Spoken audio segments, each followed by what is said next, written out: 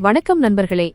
அதிமுகவின் மூத்த தலைவர்களில் ஒருவரான செங்கோட்டையன் பாஜகவில் இணையப் போகிறாரா அப்படிங்கிற கேள்விக்கு இப்போ தமிழக அரசியல் வட்டாரத்துல பலமான விவாதங்கள் ஓடிட்டு இருக்கு.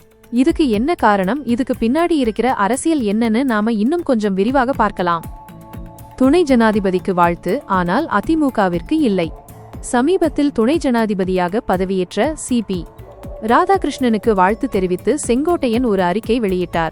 அந்த அறிக்கையில அவர் அதிமுக மைனஸ்னு தன்னோட கட்சியை பற்றி குறிப்பிடவே இல்லை. பொதுவா ஒரு அரசியல் தலைவர் தன்னோட கட்சி பெயரை அறிக்கைகள்ல குறிப்பிடுவது வழக்கம்.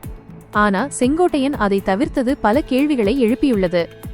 அது மட்டுமில்லாம அந்த அறிக்கையில பிரதமர் மோடியை உலகத் தலைவர்களில் முதன்மையானவர்னு, மத்திய உள்துறை அமைச்சர் அமித்ஷாவை இரும்பு மனிதர்னு புகழ்ந்து பேசியிருக்கார். இது வெறும் வாழ்த்து அறிக்கை மட்டும்தானா, இல்ல இதுக்கு பின்னாடி வேறு அரசியல் இருக்கான்னு அரசியல் விமர்சகர்கள் விவாதித்து வருகின்றனர். எடப்பாடி பழனிசாமியுடனான மோதல். செங்கோட்டையன் எடப்பாடி பழனிசாமி இபிஎஸ் அவர்களுக்கு நெருக்கமானவராக இருந்தார். ஆனால் சமீப காலமா அவர்கள் இருவருக்கும் இடையிலான உறவு சுமூகமாக இல்லைன்னு சொல்லப்படுது.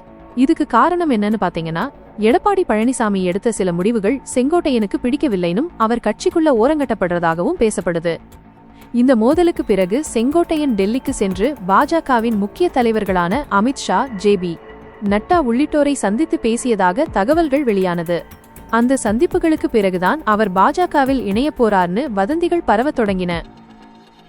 செங்கோட்டையனின் அடுத்த கட்ட நகர்வு. இப்போதைக்கு செங்கோட்டையன் அதிகாரப்பூர்வமா எந்த ஒரு அறிவிப்பையும் வெளியிடல. ஆனா அரசியல் வட்டாரங்கள்ல அவர் பாஜகவில் இணையறதுக்கான சாத்தியக்கூறுகள் அதிகம்னு சொல்லப்படுது. அதிமுகவில் அவருக்கு முக்கியத்துவம் குறையிறது, பாஜகவோட நட்பு பாராட்டுறது, பாஜக தலைவர்களை புகழ்ந்து பேசுறதுன்னு எல்லா அறிகுறிகளும் அந்த திசையில தான் இருக்கு. இதுக்கு முன்னாடியே அதிமுகவிலிருந்து பல தலைவர்கள் பாஜகவுக்கு சென்றிருக்காங்க. செங்கோட்டையனும் அந்த பட்டியல்ல இணைய வாய்ப்பிருக்குன்னு பலரும் நம்புறாங்க.